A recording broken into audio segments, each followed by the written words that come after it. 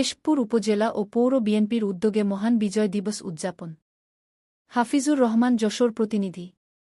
আজ 16 ডিসেম্বর মহান বিজয় দিবস উপলক্ষে কেশবপুর উপজেলা বিএনপির উদ্যোগে শহীদদের স্মরণে কেশবপুর সরকারি ডিগ্রি কলেজ মাঠে অবস্থিত শহীদ স্মৃতিস্তম্ভে ফুল দিয়ে শ্রদ্ধা নিবেদন করেন কেশবপুর উপজেলা বিএনপির সভাপতি ও কেন্দ্রীয় বিএনপির নির্বাহী কমিটির সদস্য আলহাজ্জ আবুল হোসেন আজাদ। সাথে ছিলেন কেশবপুর উপজেলা ও পৌর বিএনপির নেতৃবৃন্দ, এছাড়া বিএনপির সহযোগী সংগঠনের নেতৃবৃন্দ। উপস্থিতদের রক্তের বিনিময়ে এই দেশ স্বাধীন করেছি।